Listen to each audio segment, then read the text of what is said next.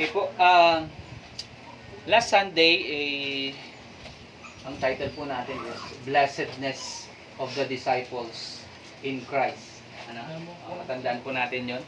So, dito naman, woes for a life without Christ. So, parang kabaliktaran lang. Pero actually, kabaliktaran naman talaga ng text natin nung Sunday, itong text natin ngayon. Parang ni-reverse ng Panginoon yung idea ng richness, ni-reverse ng Panginoon yung idea natin ng tagumpay, katagumpayan sa buhay, success dito sa buhay. Kasi alam niyo po mga kapatid, ang success dito sa mundong ito, hindi nila tinitignan ang success talaga in the light of God's redemptive plan. Ibig sabihin, hindi nila nakikita yung success, tinitignan lang pala nila yung success in terms of the worldly matters, earthly matters. Ano po ibig sabihin? Mga makamundong bagay, mga bagay na pleasures lang natin dito sa mundong ito, mga kapatid. Ano po? So, ito ay woes for a life naman. Kung nung na Sunday, blessedness, mapalad ka, pero binago po ng Panginoon yung understanding natin ng mapalad. Ano po?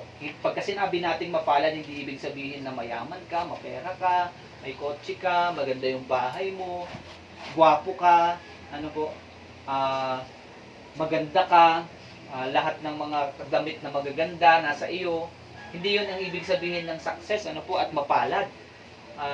Yun ang thinking ng mundo.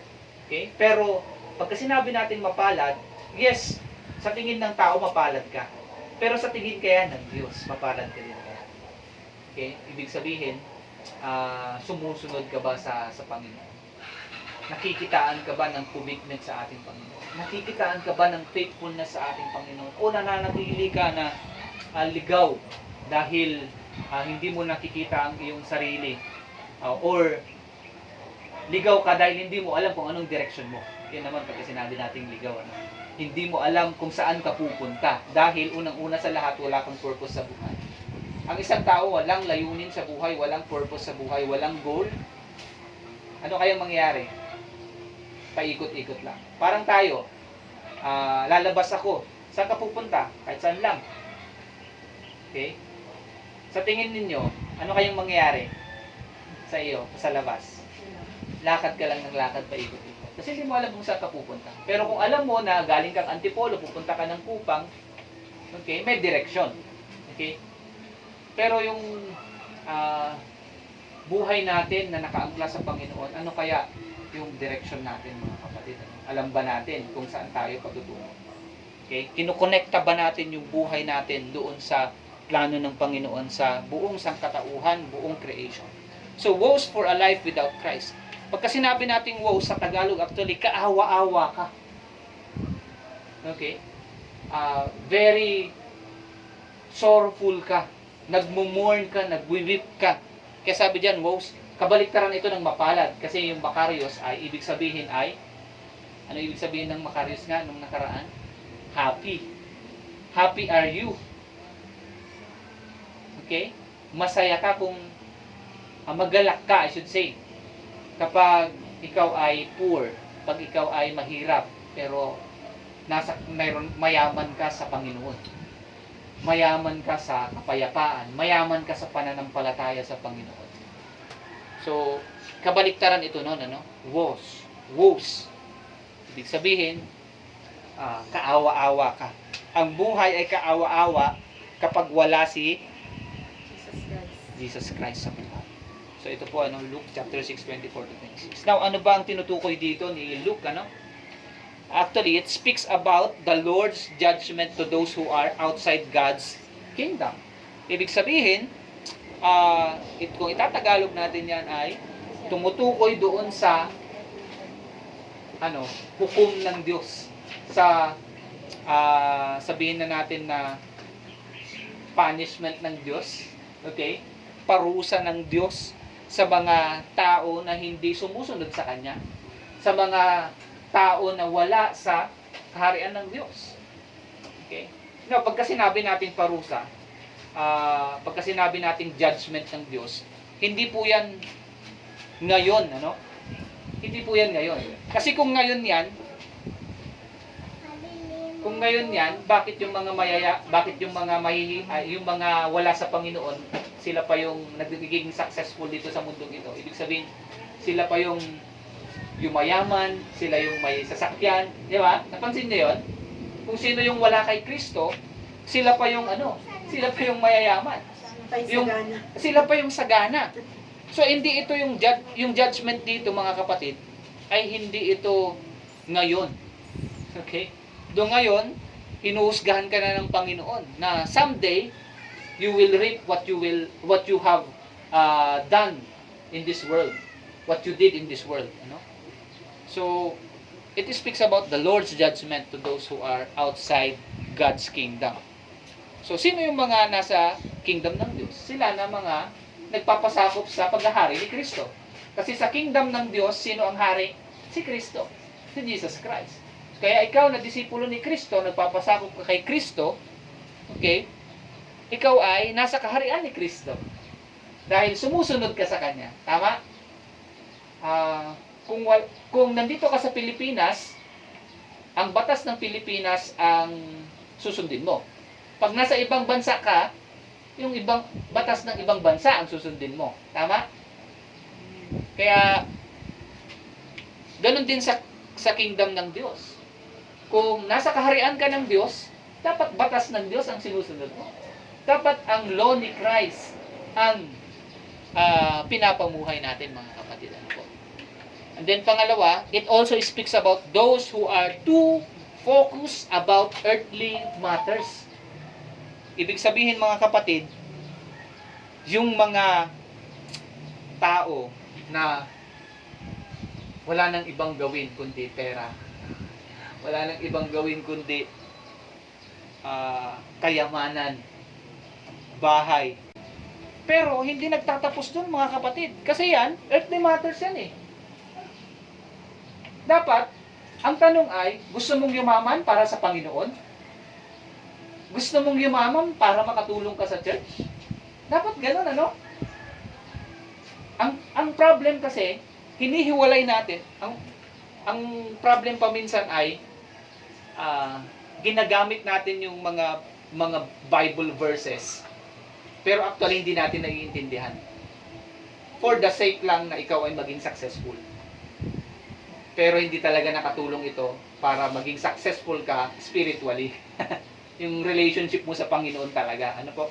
Mas lalo ka pang napalayo kasi nag-focus ka doon sa mga earthly na matters. Nagigets po natin, mga kapatid?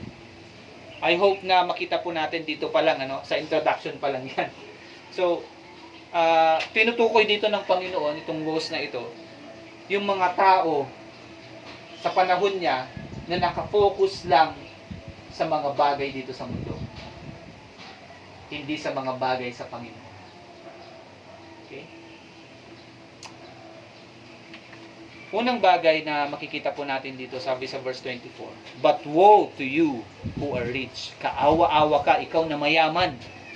Sabi diyan, "For you have received your consolation." Natanggap mo na ang iyong konsolasyon. Tinagalog lang, consolation. Literal, konsolasyon. Natanggap mo na ang iyong comfort. Natanggap mo na ang iyong relief. Ang kasaganahan, natanggap mo na. Kasi mayaman ka masagana ka talaga. Di ba? Parang makikita natin dito yung kwento ng, so isang lesson po na makikita po natin dyan, sino ba itong mga ito? Sila yung may temporary lang na comfort against eternal relief. Mga kapatid, parang kumain ka ngayong araw, pero bukas gutom ka ulit. Kasi temporary lang Tama? Uminom ka ngayon, mamaya uhaw ka na naman. Kasi temporary lang, mga kapatid. Okay? So, ganyan ang, may pera ka ngayon, mayaman ka ngayon, mamaya mahirap ka. Okay? Kaya, ang tinutukoy dito ng Panginoon, yung mga mayaman, actually, hindi naman masamang maging mayaman. Okay? Pero pag mayaman ka, pero wala ka sa Panginoon, kaawa-awa ka. Yan ang point po natin dito, mga kapatid. Kaya wag niyo po sanang ma-misinterpret. Baka mamaya ay sasabihin niyo, ay ayaw ko diyan. Si pastor ayaw niya palang yumaman. Pero hindi po 'yun, mga kapatid. May kadugtong kasi yan eh. Mayaman ka pero wala ka sa Panginoon. Mayaman ka pero ginagamit mo yung kayamanan mo para sa sarili mo lang at hindi mo kinukonsider ang Diyos. Nagaling sa Diyos yan. So, temporary comfort lang yan, mga kapatid. Na meron kang pera, temporary lang yan. Kasi pagka nabayaran mo na yung mga bills mo, wala ka na namang pera, ano na naman, stress na naman. Pero totoo yan, ano? Pag wala kang pera, nakaka-stress talaga eh. Parang pag sumeldo ka, Pag sumildo ka, dumaan lang sa'yo eh. Mamaya, wala na. Stress ka na naman. So, temporary comfort lang, mga kapatid. Pero sa Panginoon, mga kapatid, meron tayong eternal na relief. Meron tayong pangwalang hanggang kasaganahan sa Panginoon. Pangwalang hanggan na kapayapaan sa Panginoon. Yun yung relief eh. Yung pag mayroon kang karamdaman, iniinda sa tapos uminom ka ng barley. Nag-promote eh, no? Uminom ka ng barley na wala-wala yung sakit-sakit mo. Pero mamaya, mayroon ulit. Kasi, temporary nga lang eh. Di ba? lipas na kasi yung ano. Oo. Pero doon sa Panginoon, kung gusto mong mawala na ng tuluyan yan, wag naman sana. Wag pa naman. Pamatay na lang, pastor. Oo. Kaya rest in peace talaga eh. May kapayapaan talaga doon. Pero sa mundo natin, mga kapatid, lahat ng bagay temporary. Wala po talagang sabihin natin na permanent. Store, minadagdag. Ayun, amen. Makikinig talaga yan eh. So, natanggap na nila, no? Pag mayaman ka, natanggap mo na. Kasi mayaman ka eh. Meron kang comfort. Pero, iba yung comfort ng eternity. Eternal comfort. Okay? Sana ay makita po natin yung idea po natin dito ng eternal relief sa Panginoon. Ito po yung kaligtasan na meron tayong kay Kristo. Na pagdating ng panahon, new heaven and new earth, wala nang sakit, wala nang karamdaman, wala nang sakit ng ulo, hindi ka na magbabiogesic. Kasi ako talagang pagka sumakit na yung ulo ko, inuman ko na kaagad ng biogesic kasi alam ko na. So, dito sa mundong ito, mga kapatid, nararanasan pa natin yan, mga yan. Problema sa buhay, kahirapan sa buhay. Talagang mag-struggle ka, mag-survival tayo eh. Di ba?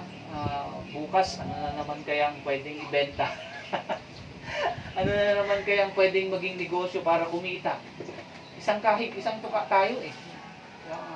Kahig nga tayo ng kahig minsan, pero hindi tayo makatuka. Totoo. Yung bang, sige, punta ka dito, punta ka dyan, pero walang, walang tuka. Puro kahig lang. Kaya dito, no?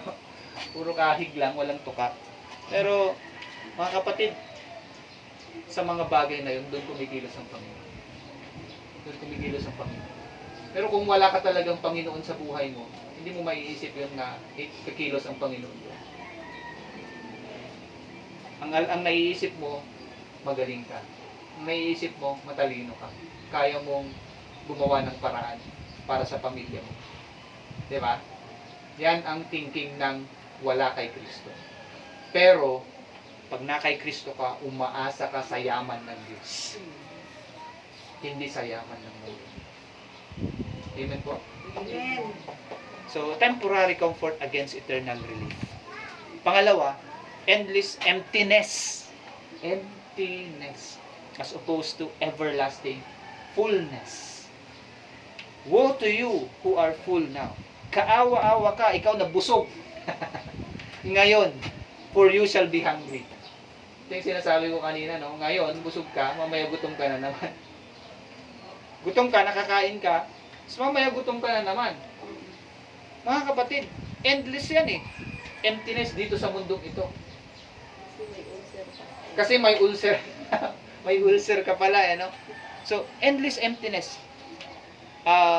yung pagkagutom dito, i-spiritualize po natin as